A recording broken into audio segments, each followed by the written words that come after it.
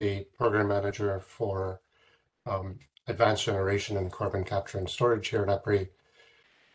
I'll be the moderator for today's session, so thank you very much for joining. We have several speakers lined up for you today. We have pretty much the CCS team at EPRI, or some of the CCS team at EPRI. We're actually all based in California, so it's bright and early for us. So thank you for joining. So for the first 20 minutes or so today, I'll be spending time on giving an introduction and overview of CCS. And then we'll have a little bit more details on CCS applications for things like power, and as well as hydrogen and sustainable energy fuels. And then we'll talk a little bit about high capture rates, and then talk about CO2 storage, which is a very critical area for deploying CCS. And we'll get a little bit more into geomechanics as well. And then we'll talk a little bit about opportunities to collaborate on this topic. So with that, let me get started. The global energy and emissions picture is summarized here, where if you're looking at the anthropogenic greenhouse gas emissions, 2019, there was 58.1 gigatons total of CO2 equivalents. That's obviously another record. And 37.9, almost 38 gigatons of that came from fossil fuels, which was another record. Of course, because of the pandemic, the emissions had dropped in 2021, and in 2020, but all indications are that last year's emissions in 2021 are going to be close to the 2019 records. And so this typically happens that after there's a global event of some kind, typically a recession, and obviously the pandemic, that the emissions drop, but then society tends to come back to the same curve again in the increasing rates. And so if you take a look at where we, this is obviously where we are and where we need to go, according to the United Nations Environmental Program, there's a emissions gap report which they issue every year. In 2021, they issued a report which indicated that the maximum emissions we have left, if you will, is 39 gigatons. If we're going to get to 2 degrees by 2030, and 1.5 degrees, we'll have no more than 25 gigatons. And by 2050, that translates to 20 gigatons for 2 degrees and 5 gigatons for 1.5 degrees. And so these are substantial reductions, especially if you look at 1.5 degrees by 2050 targets, you're looking at greater than 95% reduction. So the challenge, of course, is because the emissions are primarily due to fossil fuels. And so if you take a look at the global energy consumption, which is shown on this pie chart here, the global energy consumption is about 29% oil, 21% coal, and 26% natural gas. So approximately 75% of the world's energy comes from fossil fuels. Maybe a little bit more. Nuclear, hydro, solar, wind, and biomass are all smaller fractions. And so if you take a look at what happened historically, our energy consumption as a society grows by about 2.5–3% every year. And the last 14 years or so, maybe 15 years, the energy consumption grew at 22% total, but the fossil fuel component of it only dropped by 3%. And what this means is that the fossil consumption is actually outpacing our energy decarbonization efforts. So the bulk of the growth here is still supplied by fossil fuels. And as long as you continue to rely on fossil fuels as an energy source, then we're going to continue to have these record emissions. So that's where CCS comes in. That if we are going to be relying on fossil fuels to supply energy, then there really is no other choice, at least in my mind, but CCS. And CCS is actually a cross-cutting technology. Of course, you can deploy it on coal, gas, biomass, and you can deploy it in concrete, steel, lots of different industries. You could even make hydrogen using methane or other hydrocarbons. And of course, there's things like direct air capture, which is also a carbon capture technology, which you take CO2 out of the air. But all these approaches will require some deployment of CCS depending on on the flue gas source. And if you look at what historically the world has done, it's actually CCS is not a new technology, actually. It's a very old technology. The first patent, I think, was issued about 100 years ago, or maybe 95 years ago. And it's been deployed in many different industries. This plot is from the Global CCS Institute. It talks about applications of CCS in different industries, and it shows on these red dots here where CCS has been deployed on different industries. And the blue ones here are the ones which are planned or potentially going to be deployed in the future. And so for power generation, which is an area where EPRI does a lot of work in, you'll see there's a potential for deployment here. But there's been 2 deployments already, one at Boundary Dam, which is in Canada, and the other one in Petronova in Texas. But the Petronova plant was discontinued, and in fact, due to low oil prices, which is where the CO2 was being injected.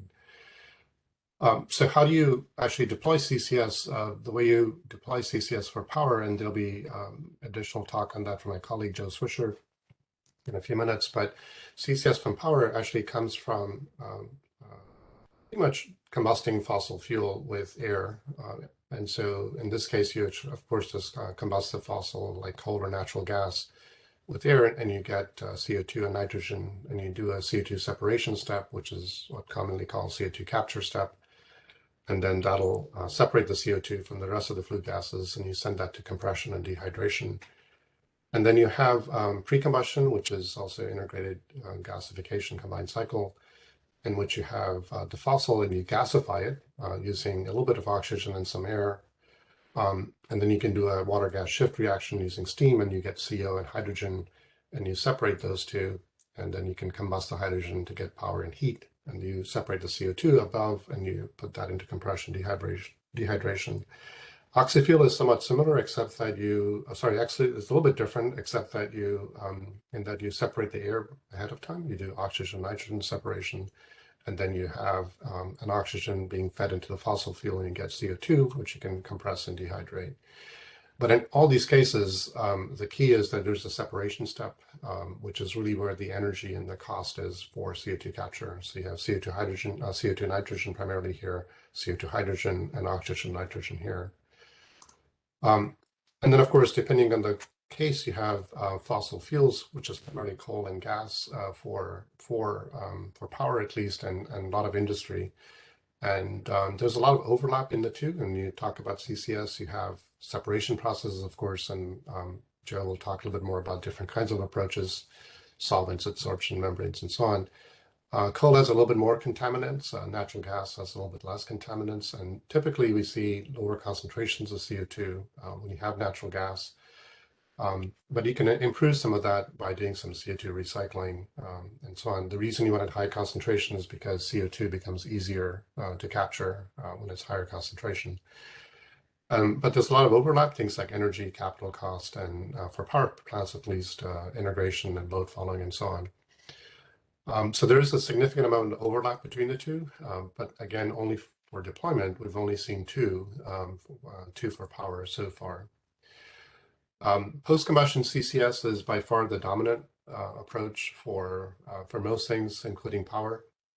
And when you look at power generation, here are the costs which are computed by the Department of Energy. And these costs are essentially levelized cost, including transmission and storage, or transport and storage. And so here you have 3 different kinds of power plants. The 2 bars on the left here are subcritical coal units. The 2 in the middle are supercritical, and the 2 on the right are natural gas combined cycle. The bars on the left are the costs without CCS, just the base plant, and then the bars on the right of those are with CCS. And you'll see that the cost for CCS actually increases the LCOE for a supercritical coal plant by 70%, or in the 70% range, let's say, typically. When you take a look at the dollars per ton captured, that's typically around $45, $50 for a supercritical coal plant, and about $80 or so US dollars for a natural gas combined cycle. There's also an efficiency hit.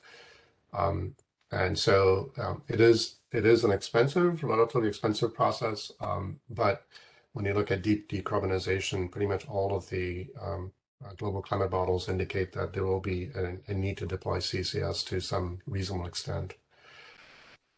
I just wanted to point out there are other ways to capture CO2, including oxy-combustion, which is one of the points I made earlier.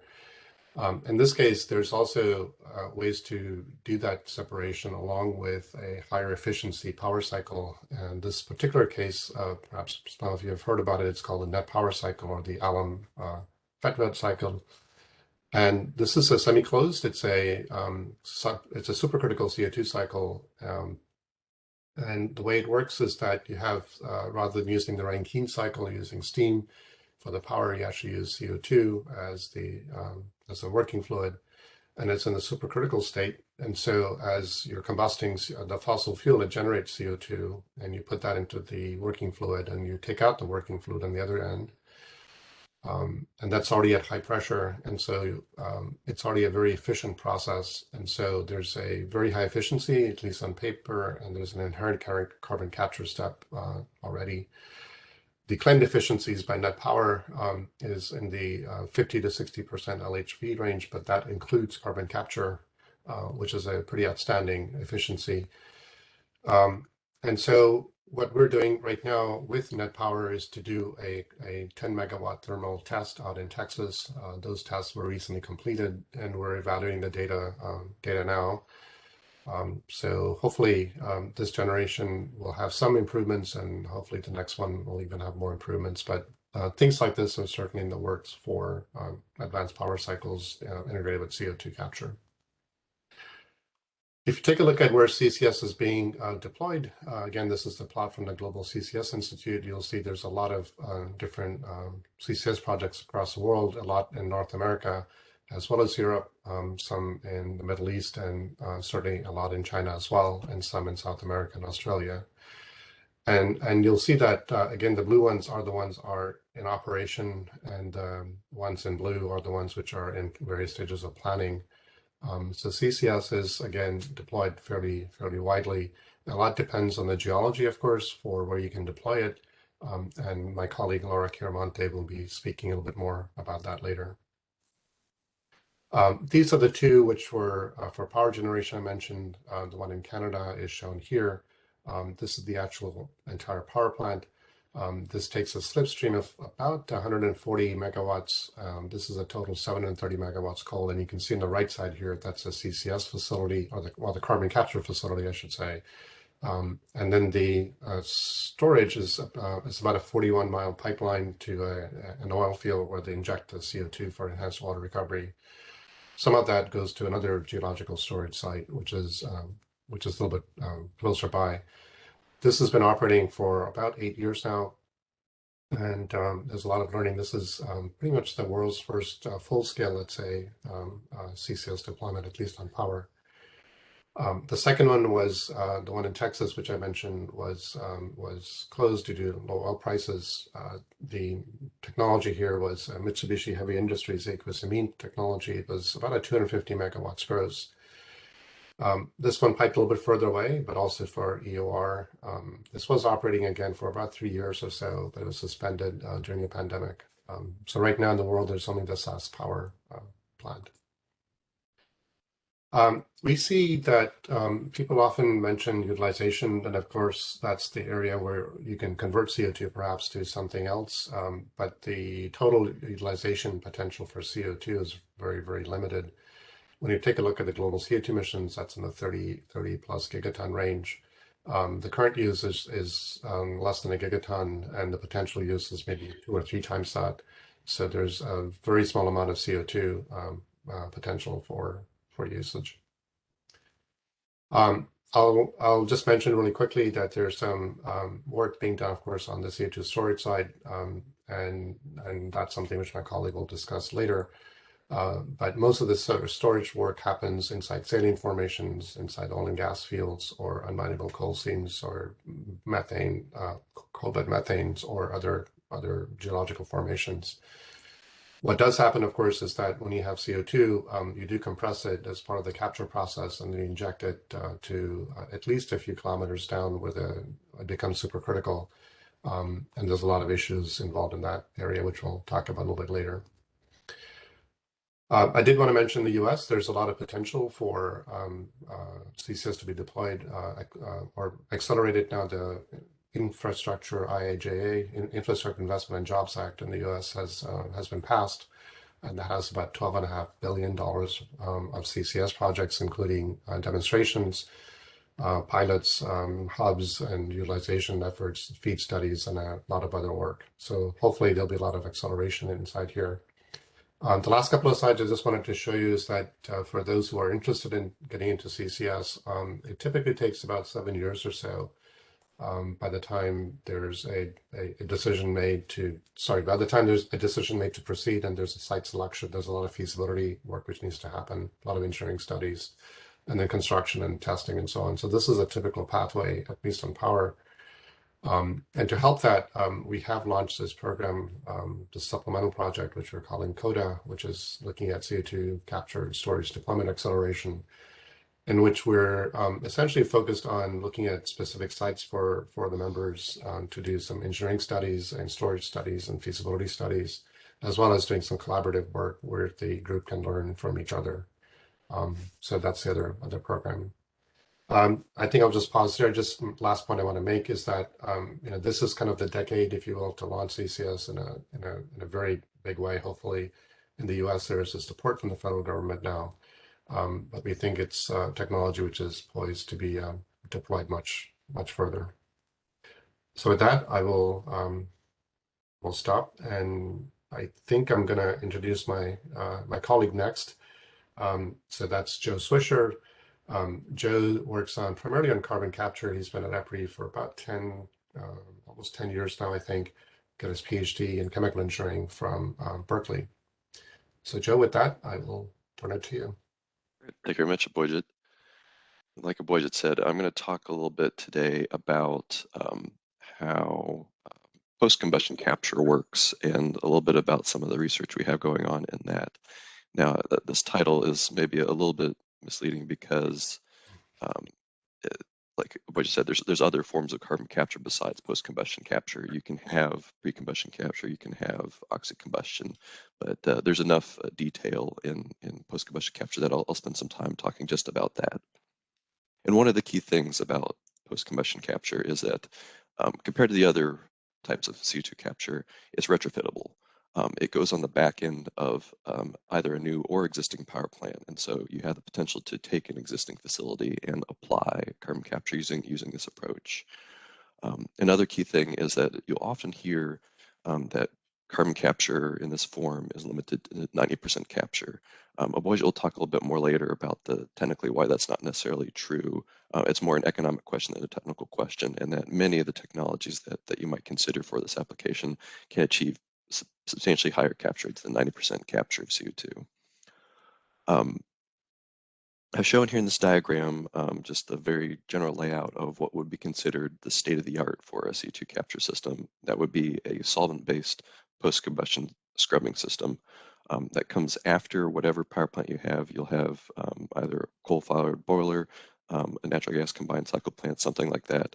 You'll take the gas, you clean it up with what are the normal environmental controls are, and then you'll send it through the system where the gas flows through what's called an absorber. And this comes in contact with a reactive solvent that scrubs the CO2 out of the gas chemically. That is fed over to what's called a stripper. This heats the solvent up and boils out the CO2 and water if it's there. That CO2 is taken through the top of the stripper, taken out, cooled off, and then sent through a compression system where then its pressure is raised, extra water is taken out, and it's sent onto a pipeline where it can be sent to geologic storage. The key thing here is that this is a very large chemical plant. You're doing a separation where you're taking a large gas stream coming out of the back end of your power plant, all the flue gas.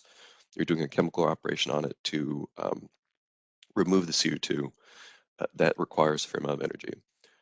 For a thermally driven process like this, that energy is most likely going to be taken by extracting steam from the power cycle. Here I've drawn where it would normally be taken out between the crossover between an intermediate pressure turbine and a low pressure steam turbine.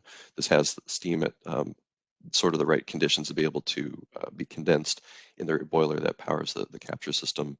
All of the condensate from that and then is sent back and integrated back into the steam cycle. Post-combustion capture is going to take somewhere between 15 to 30% of the net output of the original power plant, and that's due to it requiring both the steam, which limit or reduces the amount of electricity it can generate from the steam, and from the electrical load imposed by having to run all the pumps, compressors, coolers, and the final CO2 compressor for the system. Now, amine-based solvent scrubbing is probably the most mature technology, but that's not to say that that is the only technology available to us. There's a variety of different chemical and physical separations that you can imagine for this application. And I'll walk through a few of these and give you sort of where the high points and low points about the potential things. I've also on these slides shown that the sort of the range of different the range of the technology readiness. This is a 1 to 9 scale, so 1 being the least mature, 9 being the most mature. So I'll show you sort of the range that different technologies in those categories are expected to be right now. Now, with the solvent-based scrubbing, there's a variety of different chemicals that can imagine to do this. I've shown just a sample of a few of them that have been tested at large scales on the slide here.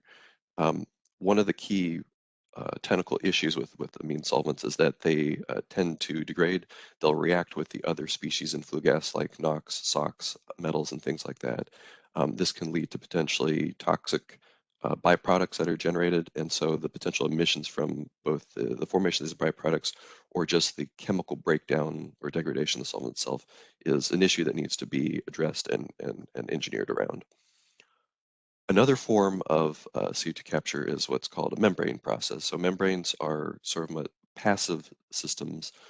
They're usually thin coatings of materials, and it can be used in processes like these where gas is fed in. The CO2 tends to be more soluble in the thin reactive or thin or active material of the membrane, and it'll be pulled through. This is driven by differences in pressure and not by differences necessarily in chemical reactivity. Hence, there's not a chemical reaction that needs to be reversed, and these systems don't require a large amounts of steam or heat generally. Also, since the membrane itself is not a volatile chemical system, they don't tend to generate their own emissions. They're solid materials, they stay solid materials, and they don't generate waste in the same way that a solvent system can. One of the potential drawbacks of membranes, though, is that they because they're pressure driven, as you're moving more and more CO2, the partial pressure CO2 goes down in the flue gas, and that reduces the driving force for pulling CO2 across the membrane, making it much harder to get the recovery rates much greater than 90%. That some of the other systems will probably be more cost effective at getting over 90% capture. Another potential separation medium is what's called solid sorbents. So instead of being a liquid solvent like the amines, this is a solid. These are porous solids such as activated carbons, zeolites, and then more advanced materials like metal organic frameworks like I've shown in this picture here. These materials have enormous internal surface areas and very small pores, which allow a strong interaction between the CO2 and the material, allowing it to soak up a fair amount of CO2 at relatively low partial pressures. One of the potential advantages of sorbents is that they tend to have relatively low heat absorption, so they need less heat to reverse the interaction between the CO2 and the sorbent. Unfortunately, they also tend to be relatively good sorbents for moisture, so you have to worry about the competition between water and CO2 absorbing on the material. Because you're dealing with the solid, you have to worry about recovering the heat from that solid. You heat it up to get the CO2 off. You don't necessarily want to throw away all that heat to, and you want to be able to feed it back to another part of your process, but that becomes more challenging when you're handling solids. A couple other kinds of separation you might consider are cryogenic separations. So this is just a straightforward physical separation. You'll actually take the flue gas stream, dry it, cool it, compress it, and get it down to temperatures and pressures such that the CO2 turns into a solid or a liquid. It has the advantage that you don't actually have to have a separation medium and potentially simplifies your life because you're not dealing with a third substance or something that you're having to handle. The real challenge here is that because you're dealing with sub-ambient temperatures and trying to keep things very cold, you have to be very careful about heat integration. You're going to need to be able to recover heat between different streams in your system, and that requires somewhat highly controlled and highly sensitive systems to work. But if they are able to scale up, they have the potential to avoid needing to have a separate separation agent. Now, each of the systems I've talked about so far deal with removing the CO2 from the gas system. At the end, you'll have a purified stream of CO2 and then a gas stream that has mostly nitrogen, maybe some water, and a little bit of leftover CO2 in it. Another step that you can take is not necessarily forming that high purity fluid CO2 system, but is a form of direct utilization. Here you react CO2 with something to form another chemical product. In the diagram I've shown here, the product of choice is sodium bicarbonate or baking soda. Here you need to provide enough chemicals or energy to produce those chemicals to react with CO2 in a sort of 1-to-1 or whatever the chemical stoichiometry is to remove it from the gas stream. So this has the advantage that you're not producing a highly pressurized, purified stream of CO2 that you had to do something with. You end up with a chemical product that you could potentially sell in an established market. The disadvantage to this approach, though, is that to capture the very large quantities of CO2 coming out of power plants, you're going to need to provide a huge amount of reagents. For example, in this process consumes sodium chloride. Sodium chloride is not necessarily expensive, but you need to provide a lot of it to be able to produce the quantity of sodium hydroxide produced intermediate in the system to capture your CO2 as sodium bicarbonate. The consequences of this is that these systems probably don't necessarily scale that well and are going to, if you're applying them to many power plants, you're going to flood the market for whatever saleable product that you're trying to make. So that's a very broad overview of different kinds of CO2 capture systems. I'm going to talk a little bit now about some of the specific areas of research that EPRI works in this area. Part of what we do is we try and track the developments across these different forms of CO2 capture. We have what's called a database where we look at different processes. I'm showing you here sort of our evaluation of what the different technology readiness levels across different types of CO2 capture systems are. Of course, you see this green bubble is the solvent systems, and there's a lot of them. They tend to be more mature because they've been demonstrated at larger scales. But there are a variety of other systems that also approaching higher technology readiness levels, and there are active research in a lot of these technologies pushing them higher up the TRL scale. One area that we've historically been involved in is the development of the solid sorbent materials. This is how I got involved in EPRI, and partly my PhD work. We looked at trying to look at the whole class of materials and understand how their structural properties can influence which ones are potentially better sorbents for CO2. A material like a zeolite, which is an inorganic material, has very small, tight pore spaces, as shown in this diagram here. Some of those pore spaces in certain materials have just about the right dimensions to interact with CO2, and hence you can get very variable enrichment, shown by the sort of blue color in the diagram. This is a place where CO2 has a favorable energy of interaction. That can be translated to an absorption isotherm that will show you how much CO2 you tend to absorb at different pressures of CO2. We run that through a model to understand how the absorption isotherm relates to the potential energy consumption of a nominal absorption process, and you can generate a curve like this that compares materials across a whole range and give you an idea of materials that have properties that are not going to be very favorable. So the red line in this graph shows you the sort of energy consumption that would be typical of a monoethanolamine or the sort of standard amine solvent system. Things to the left of the graph, we're going to have more physical-like interactions with, or energies of interaction that they're more typical of just physical interactions. They're going to be weak enough that they're not going to get good absorption, and hence not utilize your materials very efficiently. On the flip side, if you go too high towards the sort of chemical absorption energies, then their system's going to be hold on to CO2 too much, and you want to avoid those materials too.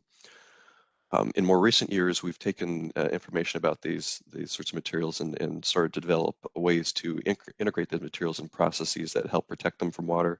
I show this diagram down the bottom where it shows a hypothetical system where you're passing your flue gas over a system of plastic sheets, and these plastic sheets have the sorbent embedded in them.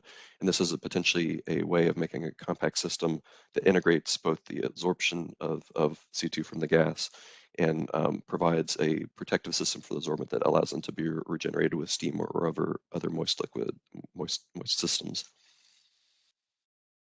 Another area of research we're very active in is what are called water lean solvents. So solvents tended to be dissolved in water, both as a way of providing bulk to the liquid, participating in the chemistry, and as a necessary way of limiting the corrosivity of certain amines. However, if you can remove water, you potentially remove the requirement to boil that water in your system and save some energy. So we've been working with Pacific Northwest National Lab and RTI developed the solvent you see here on the right. We call it EMPA. They also potentially offer lower degradation rates because the water, the presence of the water, can promote some degradation.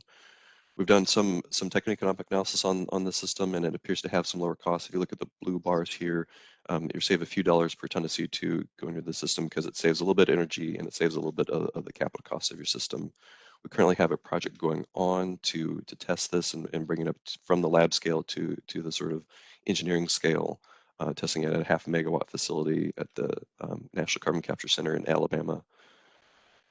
I'll move on and just give you a sort of brief highlights of some of the other areas of interest. This is not the only things we do, but just some of the things that might be of interest to this audience.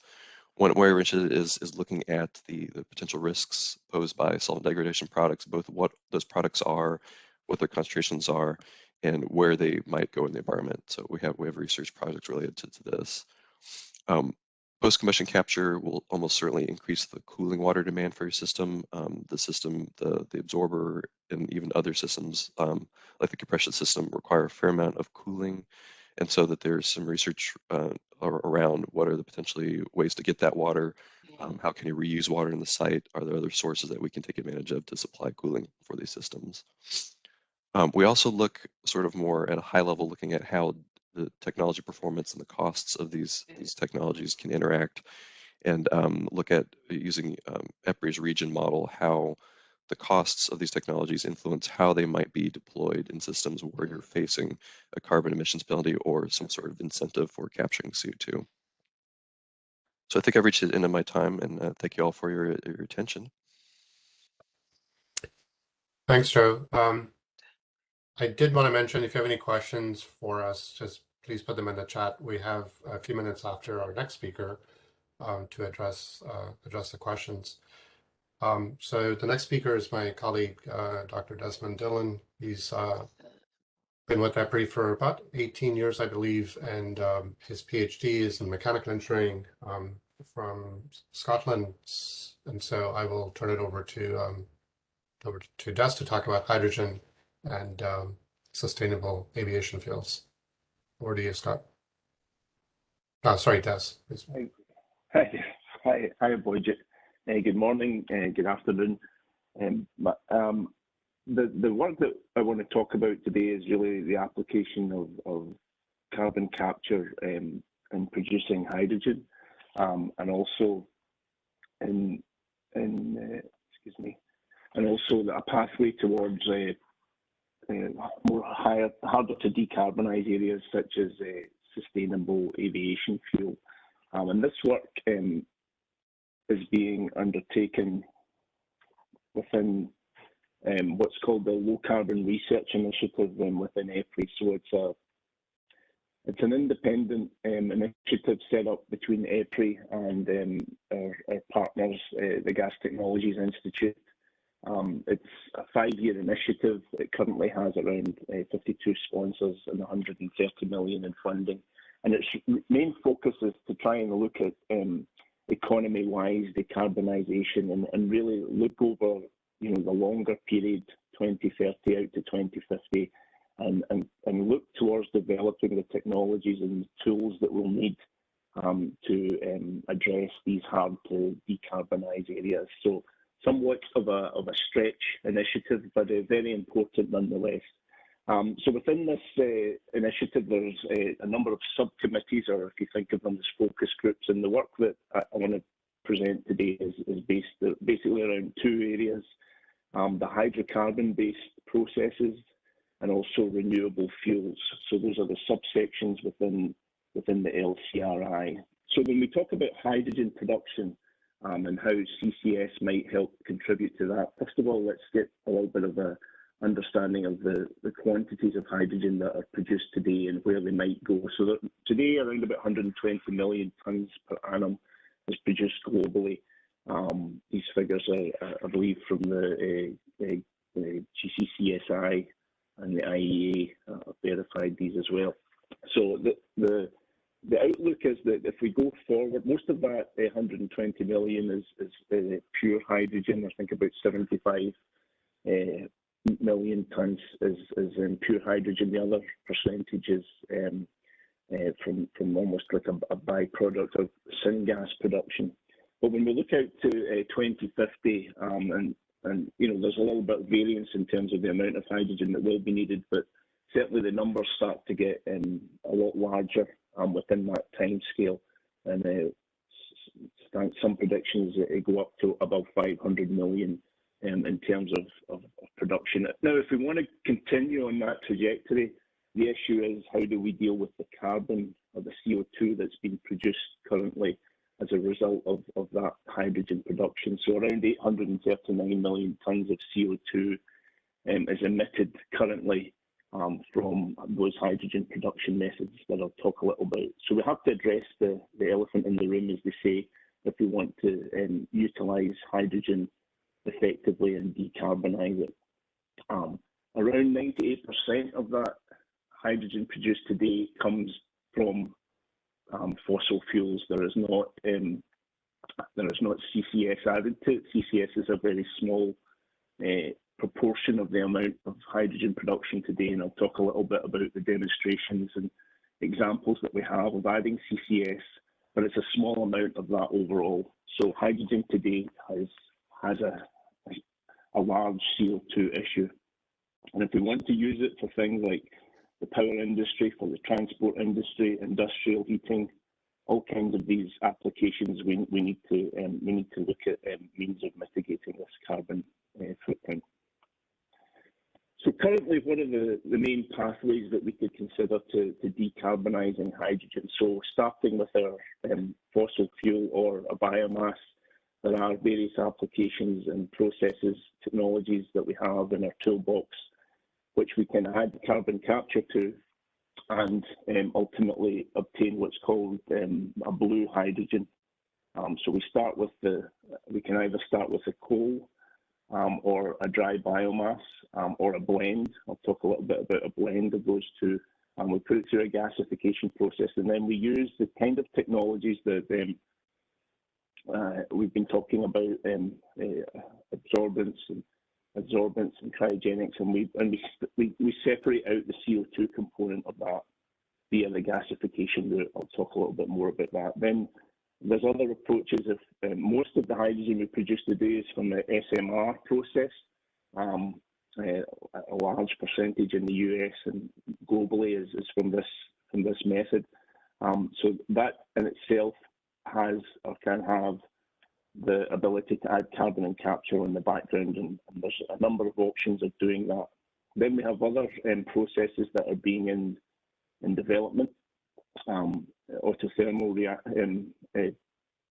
ATR can be used and applied. It's another higher TRL application that you're seeing more commonly being applied going forward. Again, carbon capture required. And then there's other emerging technologies, partial oxidation and sorbent enhanced reforming are just two of those examples. But this is the area that we in the LCRI, particularly within this process group are looking at is these other options and where they are, what TRL they're at, how can we accelerate going forward, and how can we have more applications to address this hydrogen demand that we see coming, and how can we best understand the costs and the performance, the limitations, the advantages of each of these applications.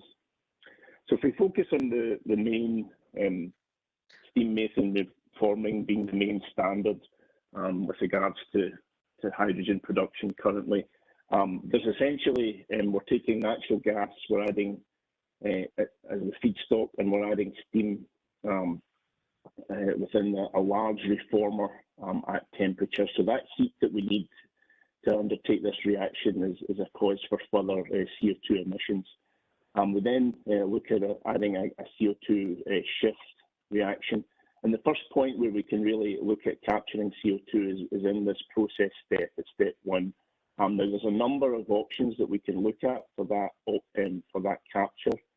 Usually we can get around 60% of the CO2 captured from that in-stream process. We can use absorption processes that Joe mentioned, and also some pressure swing adsorption. There's another option after the hydrogen separation at point 2, where we can look at tail gas production.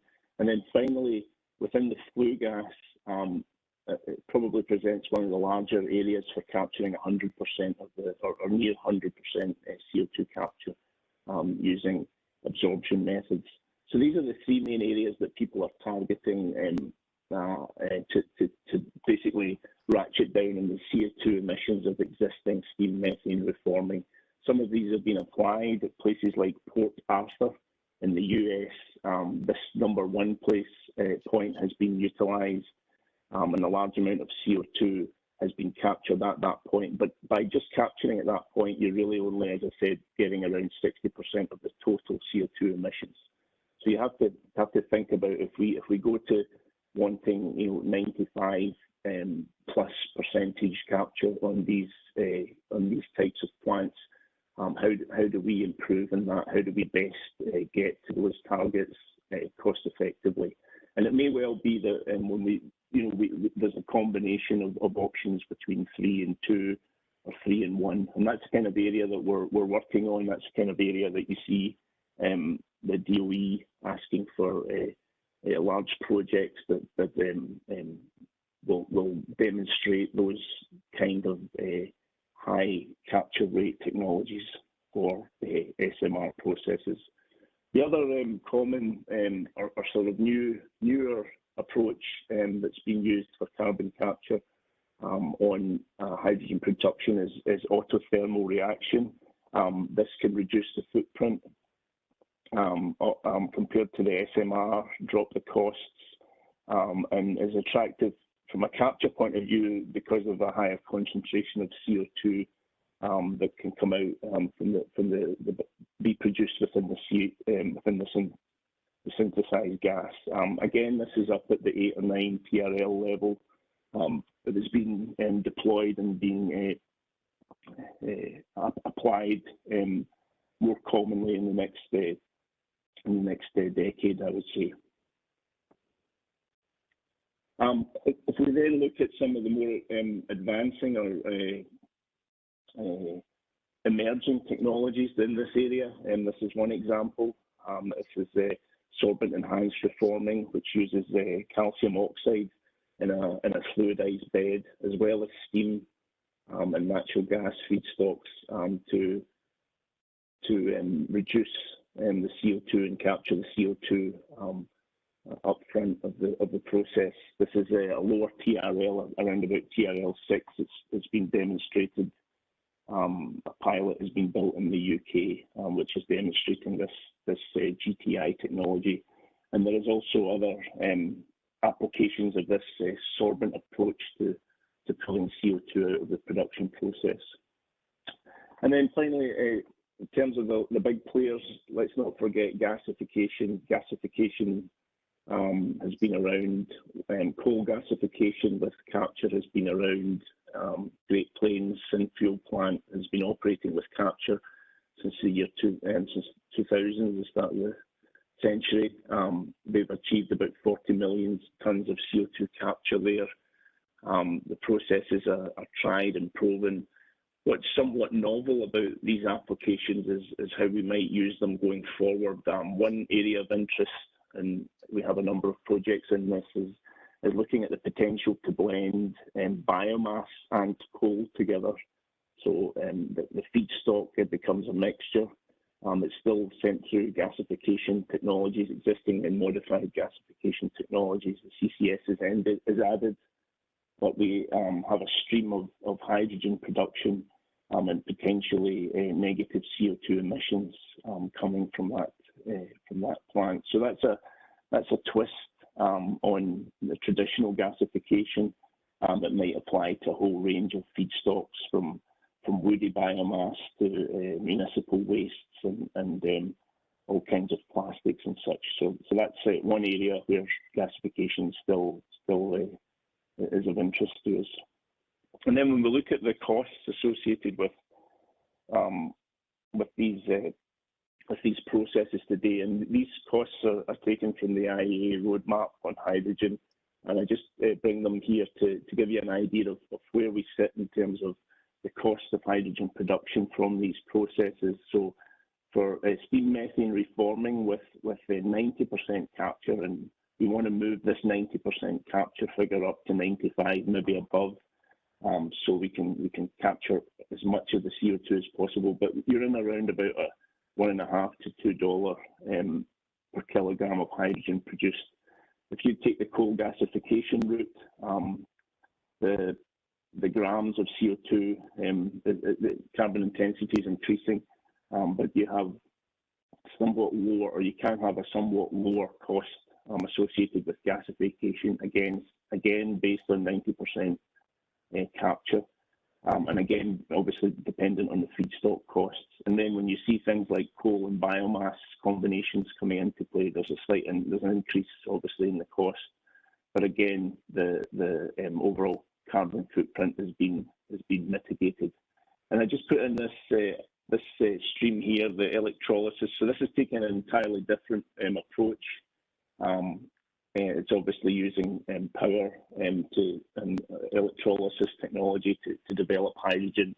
So this is not at the scale that we would normally associate some of the larger processes, the SMR and gasification processes. It's getting up through the megawatt sizes. It's based on a large high capacity factor and low electricity costs from renewables, but these costs are expected or being targeted to fall and become within the next 10, 20 years to become competitive with these other existing capture methods on the fossil processes. So this is one to watch. It won't stay at 6. Whether it comes down to this area, well, that's the grand challenge associated with those particular technologies. So just to shift gears slightly, this area is another application of low carbon production. In this case, we're looking at how CCS might contribute to sustainable aviation fuel. And this is done under one of my colleagues' areas of interest under the renewable fuels. But within this group, the idea is to obviously provide drop-in fuels that can be applied to these very difficult to decarbonize areas, such as the jet and travel industry. And there's a number of production pathways of various maturities that we can consider for that end game as well. This relates to the kind of targets that are being put on at the moment. This idea of scaling up to around 2% of sustainable air fuel within the market, up to around 28%. Or 63% within, going out to 2050. So these are the kinds of targets that are both being discussed within Europe, and also there's steps towards that within the US as well. These are the production pathways that are identified for fuel, for sustainable fuel. The main one, the current one, it's small in terms of its overall impact of the fuel industry, but its cost is around 3 times the fossil-based jet fuel price, or the kerosene price that you would associate with jet fuel today. Others, gasification with Fischer-Tropsch, which could have a CCS component, is obviously higher, 5 or 6 times. And then when you move into this area of power to liquids, utilizing perhaps CO2 from direct air capture as a feedstock, as well as maybe green sources of hydrogen, then these costs become somewhat unpredictable at the moment, and that's an area where we would like to focus on going forward and try and get a better understanding of those applications going out to 2030 and beyond, out to 2050. So the challenges is obviously getting the production cost comparable to jet fuel, moving the production limits up. As I said, we're around 1% of today's jet fuel is available for this application. So just a small drop in the ocean, and also this idea of requiring to be the blending limitations of the fuel today. But certainly there are a number of opportunities, a number of technologies, some of which will feature CCS going forward, renewables with CCS, biomass and things with CCS, as well as potentially direct air capture. So those are the main points of my discussion. As I mentioned, the LCRI is the initiative that we have in place with EPRI and GTI to cover these economy-wide decarbonisation issues. I'll end there. Thank you. Thank you very much, Des. I think we have a few more minutes for questions if you have any in the chat. I saw one earlier, which had to do with why do we call it carbon capture when we're trying to capture CO2. And I think that's just the jargon which has come up over the years. Yeah, so it is CO2 typically, which is a target which you want to take out. But most people refer to it as capturing carbon. I didn't see any other questions. I don't know if there's any other ones from anybody else.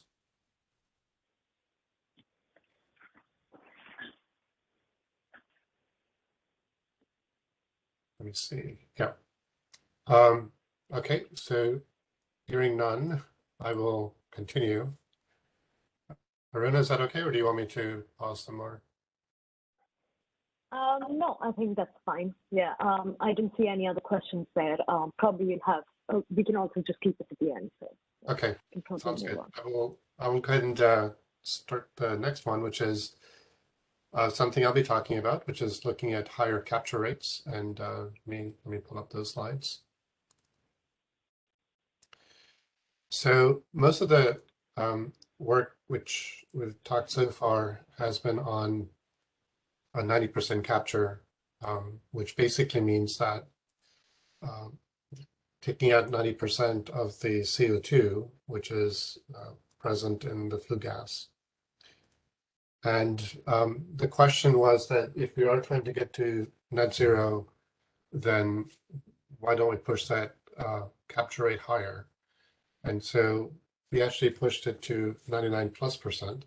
And so I'll show you some of the results there. So the basic premise here is that CO2 capture processes have been generally designed to be at 90% capture. And there's some historical context here because it's typically considered to give the lowest CO2 capture cost in terms of dollars per ton. But then also that a long time ago that there's this number chose at 90% to be able to compare different technologies to each other.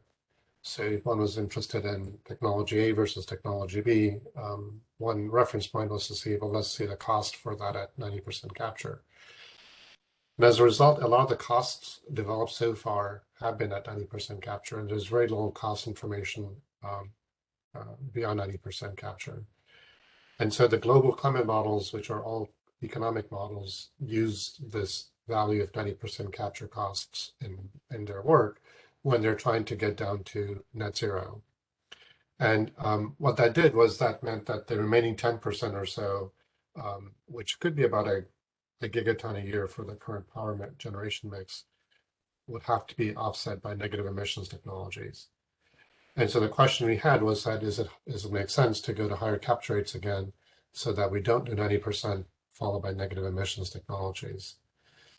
And so what we did here was we actually started to look at what we're calling a zero emission and negative emission power plants. And what that means is that in our definition, zero emissions means that the amount of CO2 from the air intake is equal to the amount of CO2 in the exhaust flue gas being discharged. And likewise, negative means that it's the amount of CO2 coming into the power plant is less than that of the exhaust gas.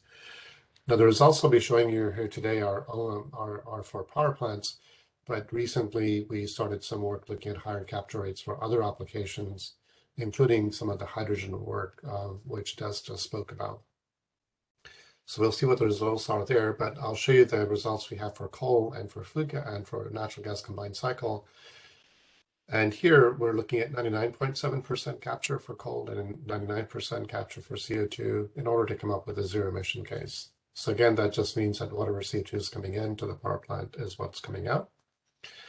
We're not the first people to do this work, but there's been some limited amount of work in the literature, certainly back in 2018, 19, and 20 for coal and GCC, higher capture rates achieved actually experimentally in the pilot unit at a 1 megawatt scale, as well as 10 megawatt scales. So this was done in the US, and the bottom one was done in Norway. And in our work, what we're trying to do is to look at the cost curve. As you vary the capture rate, what does the CO2 capture cost look like? And we think that this will potentially refine the role of CCS in global climate models, again, because cost information of these higher capture rates is just not available to any meaningful extent. So what we did was we actually took a very generic solvent.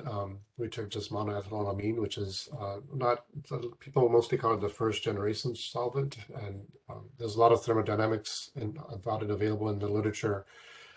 So we took some of that thermo and we developed a process model around that, which we were able to optimize for many different things, including the absorber and solvent flow rates and absorber height and number of other parameters.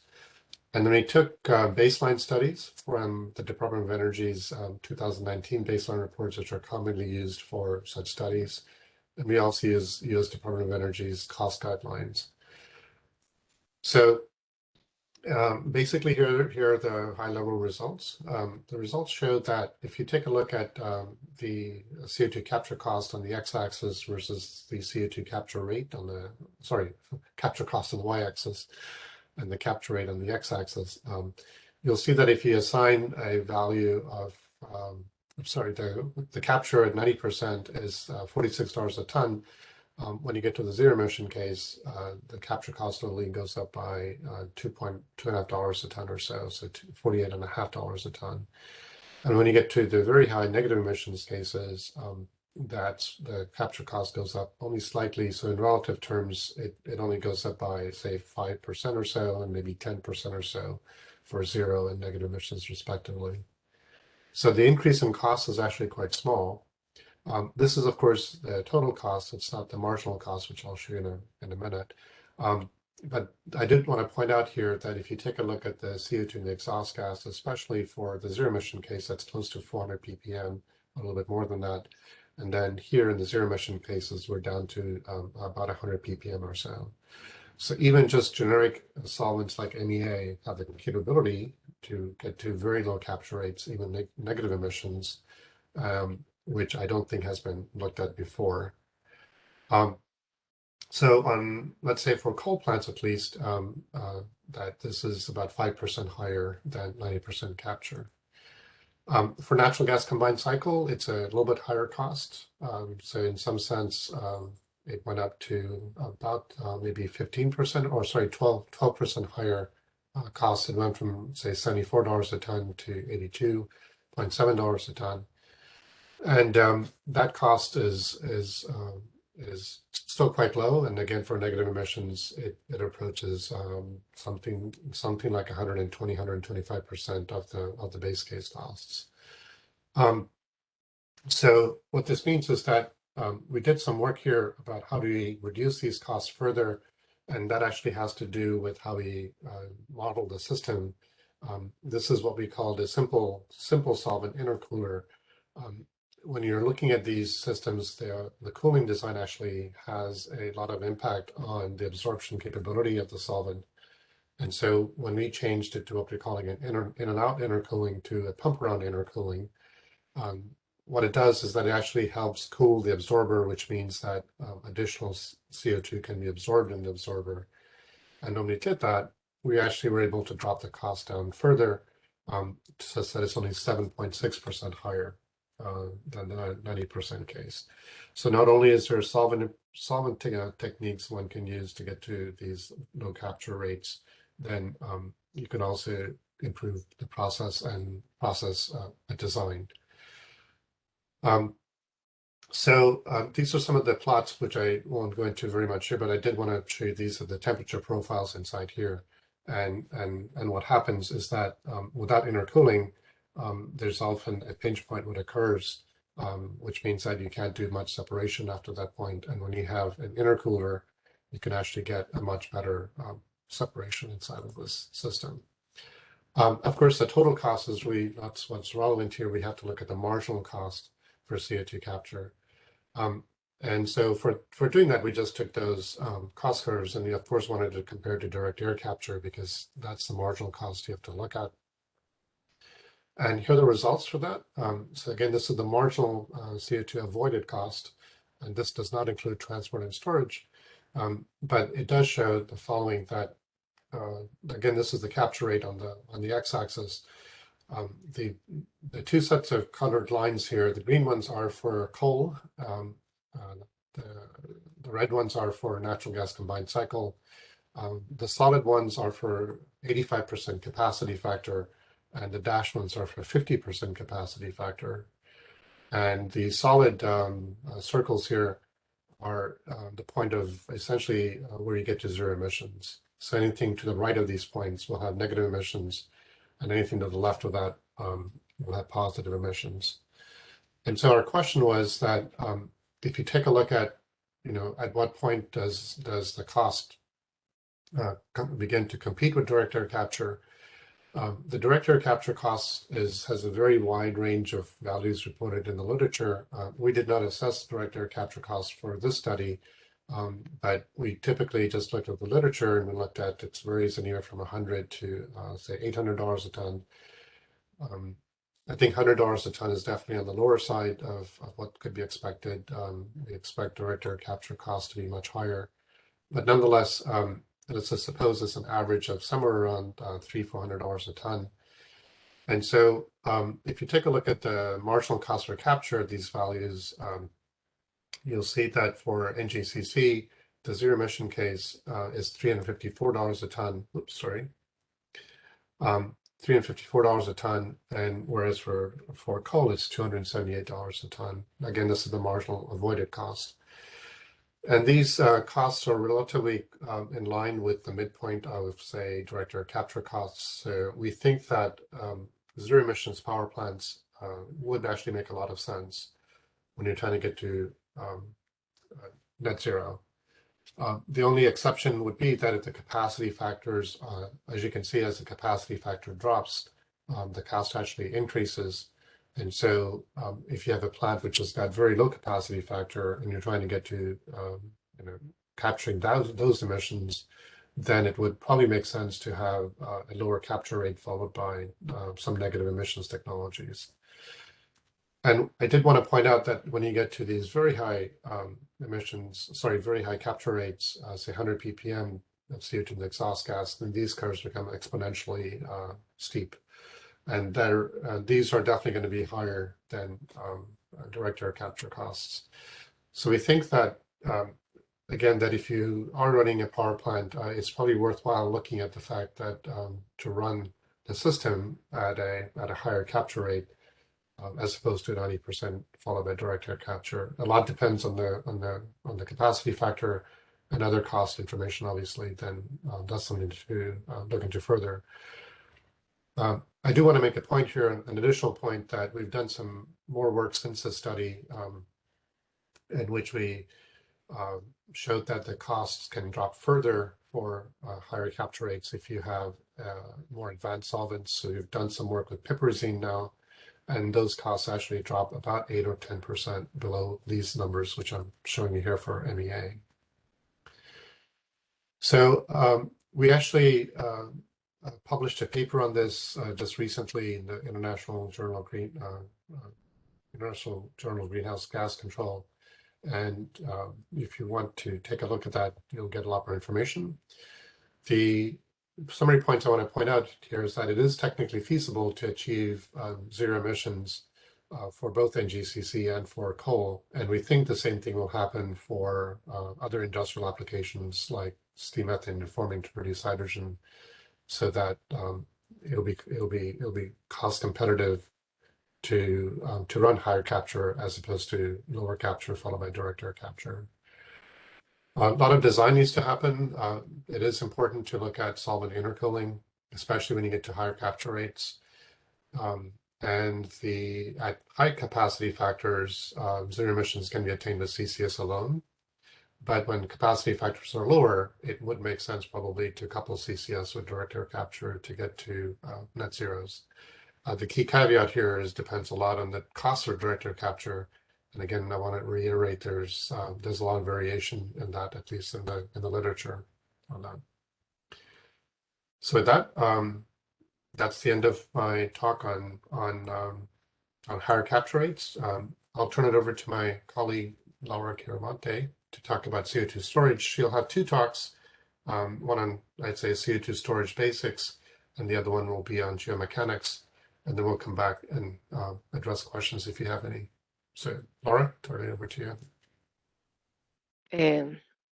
Okay, yeah. Good morning, afternoon. I don't even know what time zone we are, but thank you, Abhijit. And I'll share. Oops, sorry. I'll share my first presentation.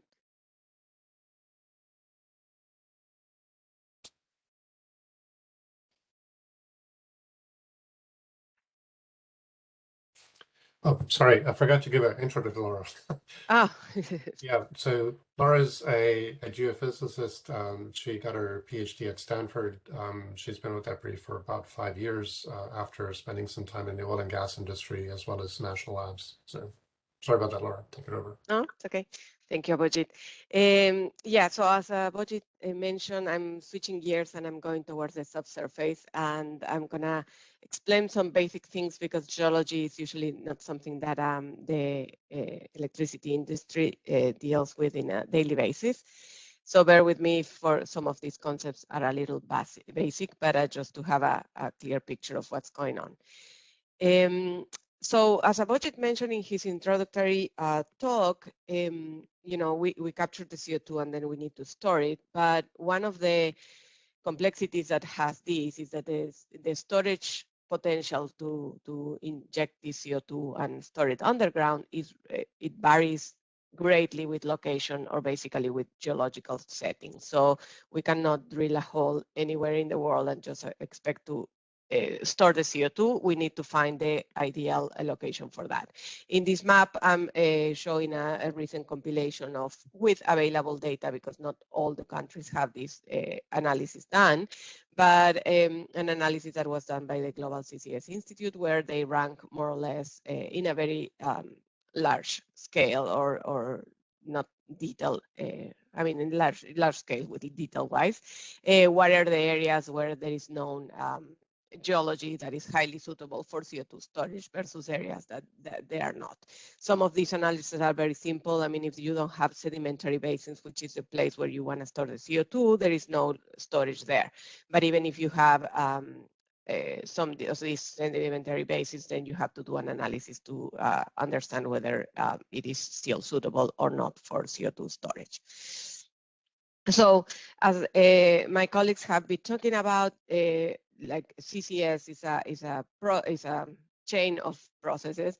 Basically, you capture the CO2 instead of releasing it to the atmosphere. There is a compression, transport, etc., until it goes to the location of where you want to sequester it. So this is what I'm going to be talking about, the geological sequestration. And most of the effort and the meaningful effort is actually capturing the CO2 from point sources, large emitters. But still, even if, like, you know, you are talking about direct air capture, you are I mean, these people are talking about these two in different contexts, but even if you do that, you still will need the geological storage to capture this CO2 removed from the atmosphere. So, as Abhijit already mentioned, there has been for a while the knowledge that you can store the CO2 in several locations. One of them is the depleted oil and gas reservoirs. These are very, very attractive because due to the oil exploration, you know that there are rocks or areas in the subsurface that could hold fluids for long times.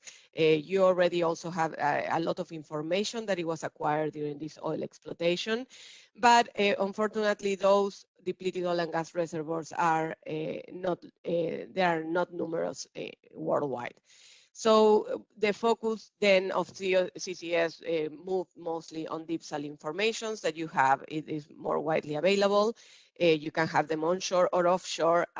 They have a huge volume and expected a huge capacity of storage, but then there is much less information. And as I mentioned, it varies with geology, their suitability. So that's something.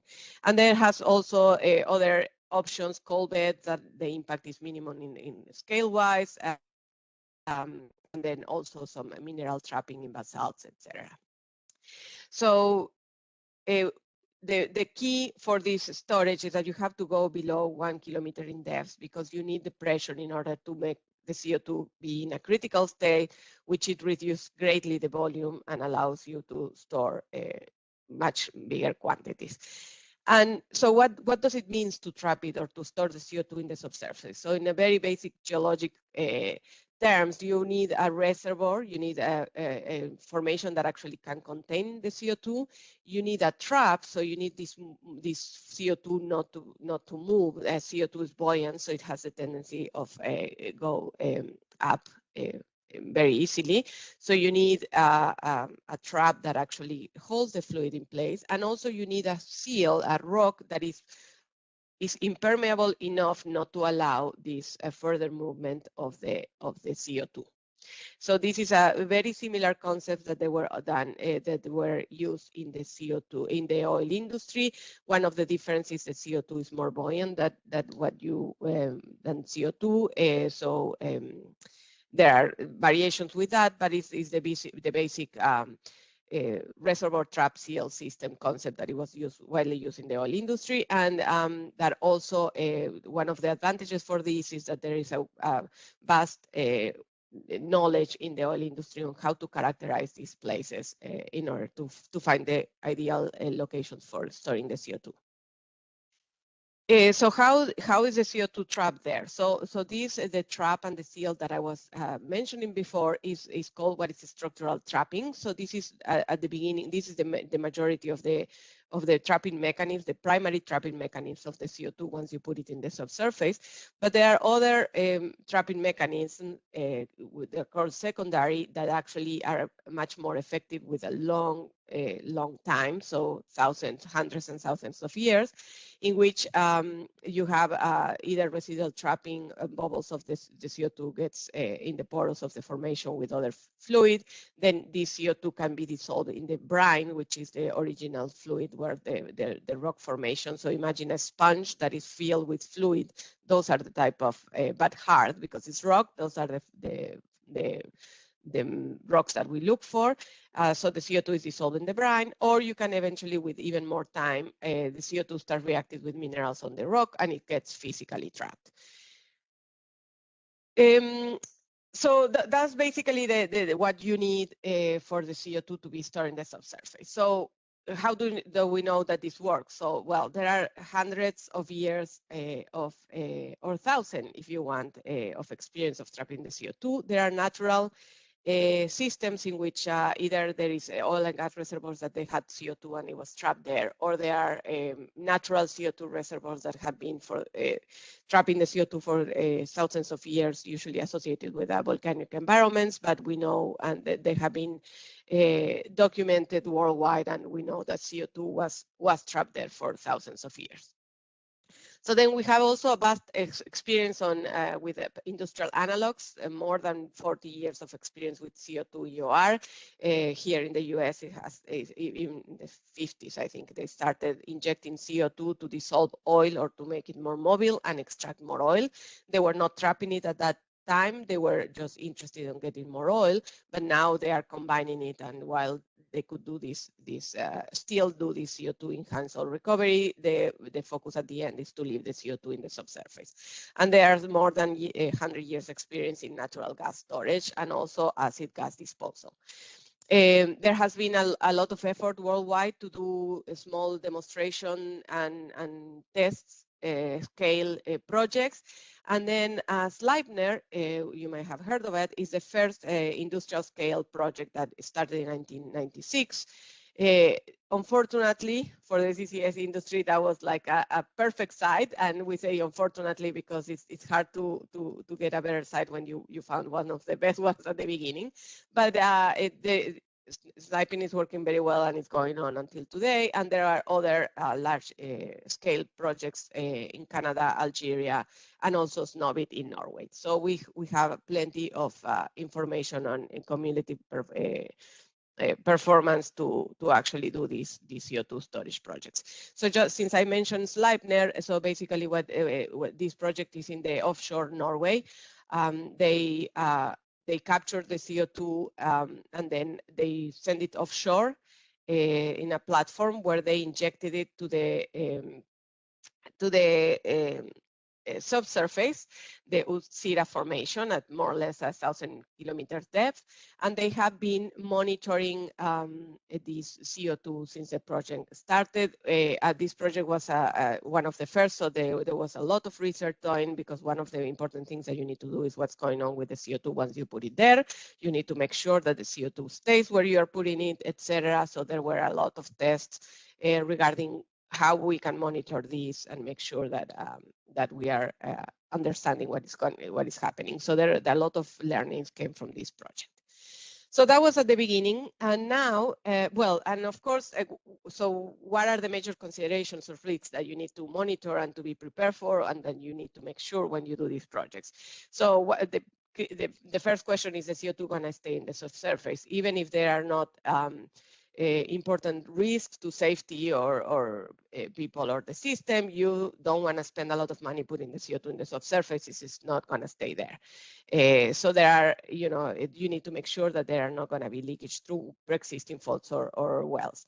There is also the risk of induced some microseismicity or even some felt seismicity. So that's something that it needs to be addressed. Also, if the CO2 is migrating outside of the storage area where you want it, you need to make sure that it's not going to contaminate the drinking water that is much shallower and maybe kilometers away from the reservoir, but you still need to take care of that. And then other risk or other issues for society and for workers that you need to make sure what it is. So as I mentioned, so one of them is, there is a lot of study on trying to prevent that the contamination, the CO2 leaking to the groundwater, and there are a lot of ways. I mean, the aquifer or the potable water is very far away from the storage reservoir, but you need to make sure that you understand that there are not leakage pathways, and it doesn't reach the water because it could lead to acidification or mobilization of heavy metals, etc. And the other important risk that needs to be studied is what happens when you are injecting the CO2. You are increasing the pressure in the subsurface, and sometimes most of the time, this pressure signal is much farther away from where you are injecting the CO2, and it could have consequences that you need to make sure that you understand and you are able to mitigate if there are any risks. So as I mentioned, monitoring is a critical part of these projects. And what you are seeing here is an image of a 4D seismic monitoring Sleipner. So seismic, 3D seismic, as it's called, is a system in which you send mechanical waves to the subsurface, and it interacts or reflects with the rock layers, and then it gives you kind of like a tomography or an X-ray of the subsurface. So one of the biggest learnings from Sleipner is that when they actually repeated, this is the originally 3D seismic that they did. This is a cross section, so these are the layers of the rock that you were able to analyze when you send these signals. And in the bottom, you have a map view of the formation where the CO2 is stored. So what you can see is that at the beginning there was no signal, and they repeated this monitoring method like every few years, and they started realizing that the seismic monitoring is a very, very good way of actually visualize where the CO2 is located. So in subsurface, as you can see, it's stored in this lower layer, and above the seal, there is no signal of CO2 migrating there, so that is important. And then it also gives you the shape of the plume and understanding where the CO2 is going. So there are many other monitoring methods, but this is an example of how can you make sure where the CO2 is in the subsurface. So that was the beginning when there were individual, even large scale, but individual projects. And now the industry is moving, like because of this concept that the geology is not the same everywhere and you cannot store the CO2 anywhere where you want, the industry is moving more towards kind of like a clusters and hubs. So you have a cluster of industrial emitters, you need to collect them and then send them to a hub of which is close to the area where you are going to be able to store the CO2. So one of these very good examples is the Northern Lights project in Norway, that they are actually preparing themselves to receive CO2 from several areas in Europe and store it on the offshore Norway, because offshore Norway there is a very good geology for storing CO2. Similarly, in the US, there are a lot of areas where actually they are understanding this. This is a map with basins where there are formations that could store the CO2, and then you need to make sure that you collect the CO2, the capture from the areas that are emitting it, and transport it to the areas that are good for storage. And in the top, we are seeing a picture of another project in Europe. It's a Portos project that is actually, they are capturing CO2 from different industries in the port in Amsterdam and sending it offshore, and they want to enlarge and perhaps expand it to Germany, receiving CO2 from Germany and other places. So this is where the industry is going. And just a little bit, if you haven't heard, the Northern Lights project, as I mentioned, receives CO2. The idea is to receive CO2 from Europe, but right now receive for a couple of industries in Norway. And then in this case, they are going to transport it through ship to where they are going to the onshore in order to distribute it to store it offshore in a formation in the offshore Norway. So this is a joint venture between Equinor and Shell and Total, and the facilities are scheduled to be operational in 2024. So here is where the CO2 is captured and then transported by ship to this onshore location, to then pipe it to offshore and inject it underground in this, which is the Johnson and Cook formation. Another advantage that the Norwegian Sea has, or the offshore Norway has, is that due to the vast oil exploration, they have a lot of information on the structure, on the characteristics of all the rocks in there. So the CO2 in this case is going to be injected at 2.5 kilometers depth, and there is a 300-meter water column. And just to get an idea, there is a few information. There is little information public about it, but this is the cost of a project like this, what they would say, and the contribution of each of the components of the project to the cost. And what they say is that it's expected to be around the 2.73 billion, and there is a public contribution, funding contribution of 1.8 billion. I mean, we really believe that this is an important technology to solve global warming issues. It's mature enough for commercial project, and they are ready to deploy now, but research is ongoing to fully advance this technology at meaningful scales. All right. So now, continuing with this, I'm gonna, should I keep going, Abhijit, or how do we do? Yeah. Okay. Yeah, please continue. We'll come back for questions after your talk. Okay. Thanks. So in continuation with the topic that I was doing, the basics of CO2. So I mentioned several times, that we are moving into a large scale injection if we need to make an impact on reducing emissions by storing the CO2 in the subsurface. We are going to be injecting a lot of CO2 in the subsurface. So when we are injecting the CO2, I mean, we have rocks that they have the porosity. This is pores, or like the sponge analog that I did. There are holes, which are called pores in the rock, in which you are going to inject the CO2. You want to trap it there. But these pores have already some fluid, which are these brines, this water with high salinities that are not good for drinking. And so when you are injecting the CO2, you're actually displacing this fluid, and what you are doing is actually increasing the pressure in the subsurface. So you can increase it up to certain levels, but that could have some consequences. I mean, you can inject it so much that actually you are going to break the rock, and then you could have some cap rock integrity issues, contaminant issues. The CO2 could actually leak.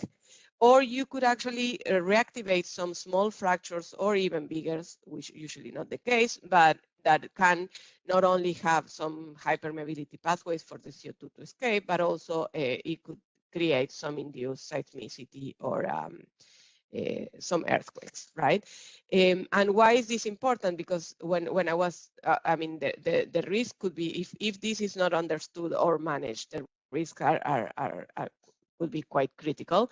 But also, this is mostly what is going to happen in the first years when you are actively injecting the CO2, because these are the physical trapping field that I was talking about before on how you trap the CO2. So in most of these to understanding what's going to happen, we have the discipline called geomechanics, which is to assess the mechanical impact of the stress changes on the seal. So when you are injecting the CO2, you are increasing the pressure, and you are creating changes on the stress, on the force in the subsurface. And that can have impact if you have in several areas that you need. This is kind of like something that you really need to understand before you start injecting. Are there the injection well, or there are previous wells that it could, you could create some failure in the cement and actually create some leakage risks through there, or the pressure in the subsurface could, is it gonna, what is the maximum value that you can get of the pressure there before actually hydrofracking the cap rock, which is breaching it, and you could make this CO2 escape. How is this increase in pressure going to affect this maybe major or minor faults that you have in the reservoir, and are they gonna are you going to generate a permeable pathway, or are you going to generate any fault seismicity? And this, when you changes the stresses, this can go also farther away from your reservoir. It could have impacts closer to the surface in the overburden. And even more important, because of the large signal of the pressure plume that I was mentioning, you could even have affecting some regional faults that you didn't consider originally. So that is what we do when we studied in geomechanical impact of CO2 injection.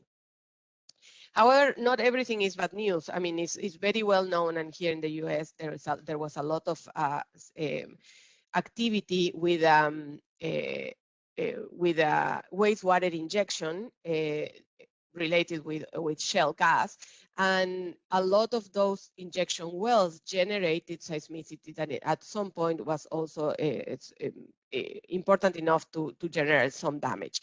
So a lot of attention has been done with that. And one important thing to notice is, like in this map, all the gray dots are, all the gray and red dots are represent wells where there is water injection in the subsurface. The red ones are the ones that had shown fault seismicity, but all the gray ones that are around there have not generated any seismicity. So it's not that you cannot inject all this volume, but you need to make sure that you understand whether you have risks of generating the seismicity or not, and how to manage it. So just I'm talking about the stress. What happens, you know, like if you remember strike slip, so you have, depending on the geological setting that you are in the world, you are going to have different type of stress, and your pressure is going to affect it in a different way. So one of the classic examples for understanding what a tectonic stress is the strike slip system here in California, the San Andres Fault. It makes your forces affect the earth and different than if you are in the Andes, for example, which is a reverse environment of subsurface. So this is the basics of all analysis that we need to do, is to understand what is the stress tensor, how is the force in the subsurface before and after you start putting the CO2. So the way that you do, in order to do that, there are a lot of methods developed in the industry that can actually have, like, so there are point measures maybe in a specific area in which you can have an information of what is the magnitude of the forces affecting the force at that point. However, as I mentioned, so these are point located. It's not it doesn't give you a 3D picture of the force in the subsurface. They're also expensive, and you actually need to have wells most of the time to do that. So the other option that you have is actually analyzing passively seismic signals for perhaps natural earthquakes around the world. But that gives you, well, it gives you a very good coverage, spatial coverage for that. It doesn't give you all the components that you need. So you need a lot of analysis in order to estimate certain component of this stress, and still some of them, if you rely only on seismic methods, are still not resolved. So a lot of research is going into try to determine, find better ways to determine the stress tensor where you are injecting in this discipline and in many others, because that is going to help you evaluate and monitor and make sure that all your activity you are doing is safe. So right now I'm going to mention a little bit of what the work that we are doing on EPRI in this case related to geomechanics and pressure increase related to CO2. There has been a lot of advancement. This is a critical issue for the oil industry, also the mining industry, and many others. But there is still important gaps in experience and knowledge, and a lot of those are also technically on trying to be able to find the right data to be able to do this analysis. So we at EPRI, we are involved in a couple of key projects with these. One is regarding stress determination that I'll mention shortly in order to find better ways to measure the stress. And then the other one is in pressure management strategies. When you are injecting so much CO2 in the subsurface, how can you simulate what the effect is going to be, and in order to try to understand how it's going to happen, and what are the strategies that could work with that. And we also have field studies trying to understand these issues. So very briefly, I'm going to mention one of the projects that is called Refined Principal Stress Estimates from Induced Seismicity in Southern Kansas and Oklahoma, based on seismological tools and laboratory experiments. So basically, the goal here is to develop these methodologies, mixing seismic methods, the ones that give you good aerial exposure, with laboratory verifications. We need to constrain the parts of the stress tensors that seismic method won't give it. And in order to do that, you need to do some theoretical analysis and simulations in order to apply combine all these methods. This is a project, a 4-year project that it was funded by the Department of Energy in the US, and with also Southern Company utility in the US, and it's a collaboration between different institutions. One of the important things here is that we use the wastewater injection in one of the central regions of the US, as I mentioned, show in the previous map, as a proxy for CO2 injection, since there is no CO2 injection projects that actually had this seismicity signals. And what we need to do is use this induced seismicity that was generated in these wastewater projects in order to tell us more about the stress. And so this project combines, as I said, seismic analysis, laboratory testing, and put it together with theory and models. And these are the institutions that we collaborate with in this project. So the seismic analysis, what it allows us is to have a special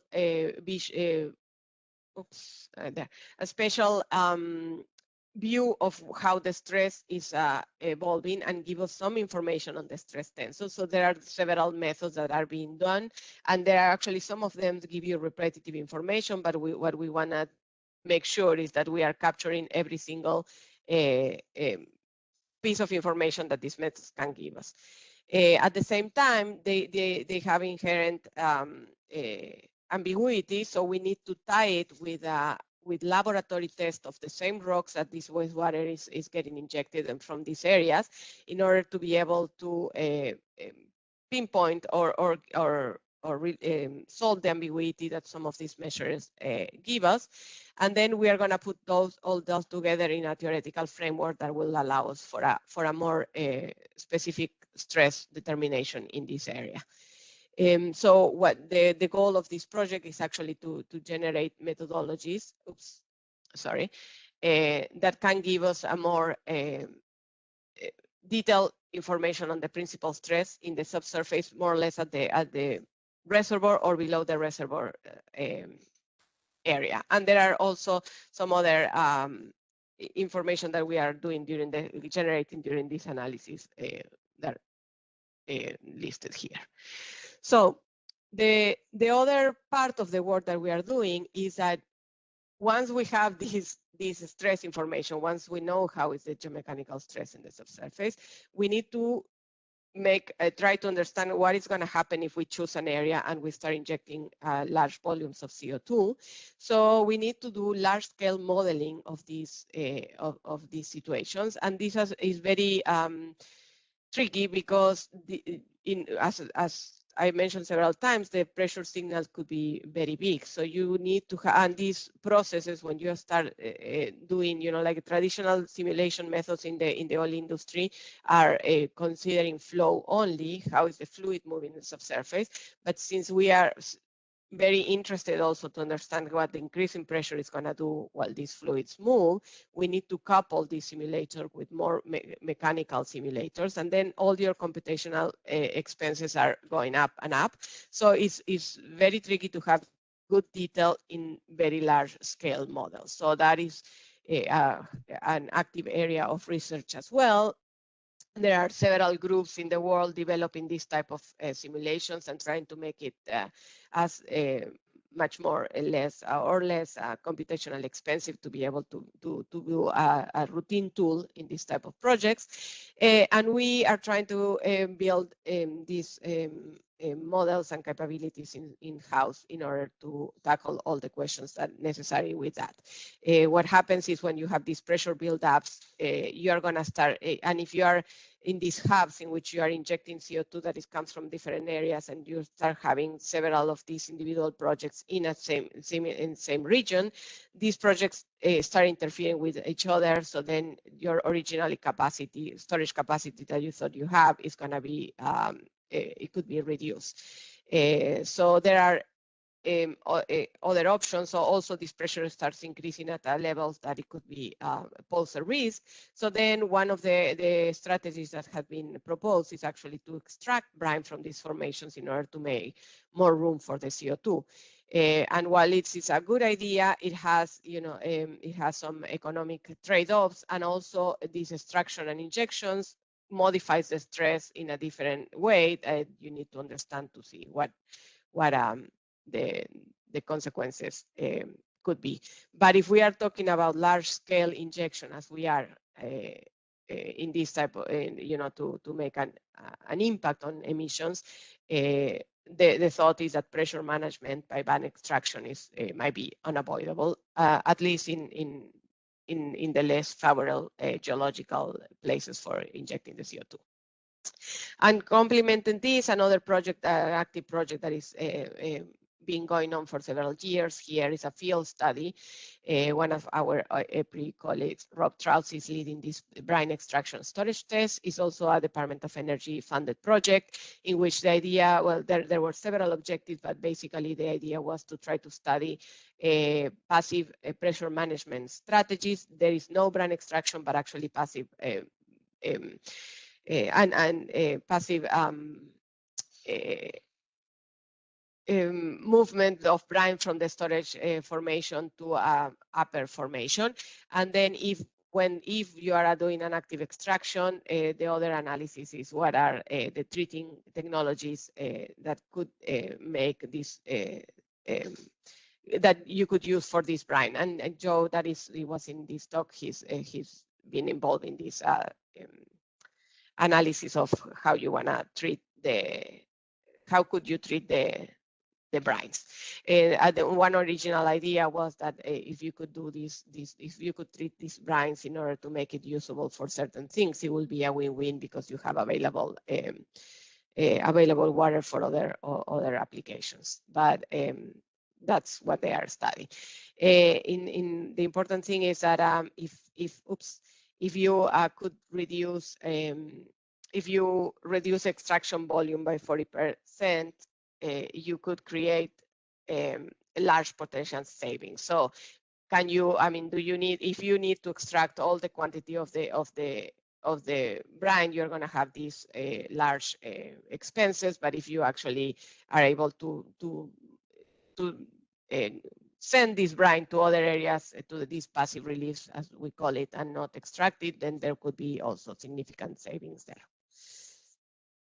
So in summary, the role of geomechanics is to assess the mechanical impact of these stress changes due to this pressure perturbation when you're injecting the CO2 on the seals, on the wells, and on the faults. This pressure increase could pose risk to storage integrity or induce seismicity. But critical steps for large scale, and this is a critical step in the CCS deployment, which is predicting the geomechanical impact of this pressure migration. And as I mentioned at the end, pressure management strategies to maximize storage capacity while minimizing risk are going to be critical moving forward. And with that, my talk. Great. Thank you very much, Laura. We have several minutes for questions if you have any for the last set of talks or any talks our team has given. I don't see. So,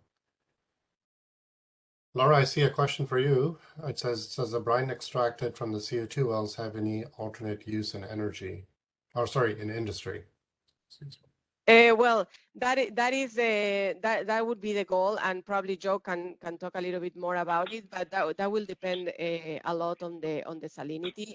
In an original a very optimistic idea. They tried to see whether they could treat this brine to make it drinking water, but then with the technology right now, this is very expensive and it's much cheaper to desalinate as seawater.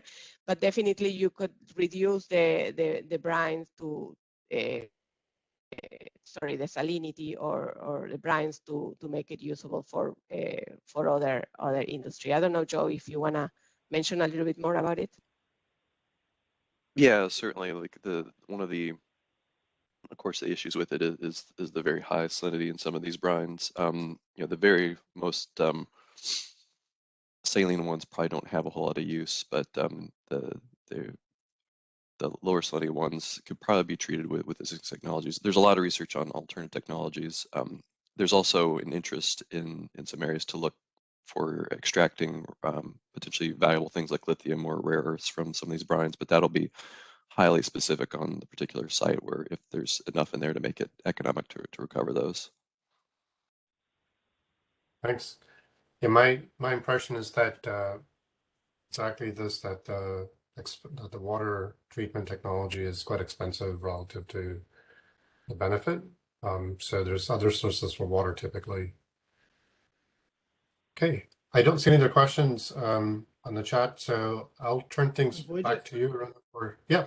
Sorry, Sorry, I go have ahead. a question. So here in Europe, there's a big push to develop alternatives to Jet A, so the synthetic aviation fuels that we talked about earlier. There's a lot of activity in that space, and I guess it sounds like most of that might be biofuel derivative for the start, but there's a large contingent arguing for the use of hydrogen, green hydrogen, and captured CO2 to make synthetic fuels. Des's charts showed great uncertainty in the economics of that. I guess I was wondering, what are the main drivers of that uncertainty? Is it the fuel cost? Is it the cost of electrolysis? What needs to happen for that route to become, first of all, more certain, and then second of all, economic? That's your question, right?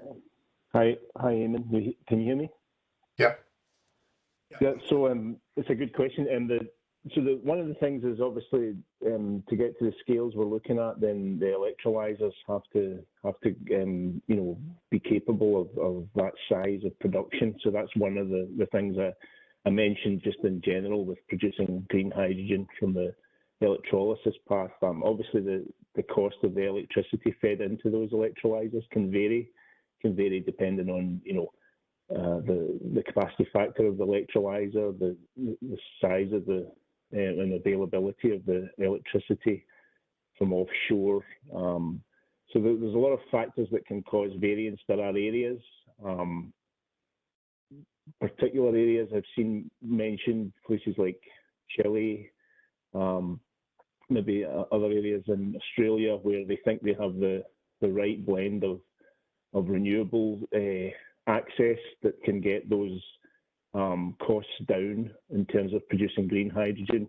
That still means that they have to scale up with regards to the electrolyzers, and the costs of the electrolyzers have to come down accordingly. So those are the challenges for that part of the hydrogen part. For the CO2 component coming in, if that is coming from a direct air capture route, then that ties in with the points that Abojit was making with regards to the direct air capture technologies and the costs that we see out there. They have to come down, I think, is the general rule of thumb. They also have to scale up. So those are not well, you could argue the electrolyzer can start to probably be reduced in cost, and probably within the next 10 years you'll see big steps towards that. The direct air capture may be a little bit more of a challenge. So I think given those uncertainties and where we are now in terms of where we would like to be, that's why you see that large range of cost. And that's kind of one of the target areas where we need to button down on both the DACs and also the electrolysis. And those are that's a big challenge going forward. So somewhat harder to give specific costs with any real certainty at this point. I think it is our approach anyway. Yeah. Okay, that's good. Good insight. Thanks.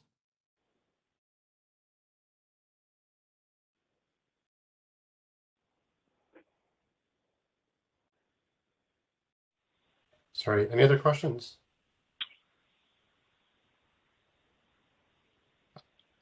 Arun, I think I'll turn it back to you for the last few minutes. And then... Thank you. So, I mean, those were great presentations, and I suppose just kind of following on from that, sorry, not this one.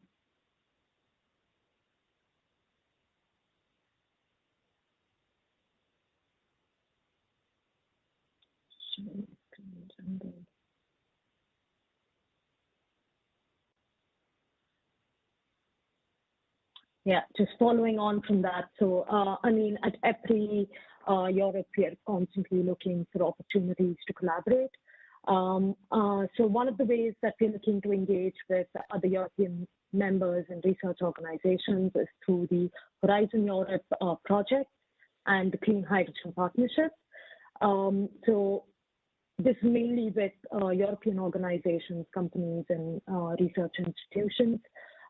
Another way that we would like to engage with other companies is through the Low Carbon Resource Initiative. Des already mentioned that. So he leads the hydrocarbon, I think synthetic fuels group in the LCRI. And however, we have other research areas as well, looking at advancement of low carbon fuels and low carbon technologies and deployment across the energy system. So if you have any questions or any other ideas that you think that we can engage with you or you would like to engage with us, I have my contact information here. I'll put it down in the chat as well. And feel free to contact me or anyone else, and we'll be happy to collaborate with you. That's about it. It was a short presentation, just.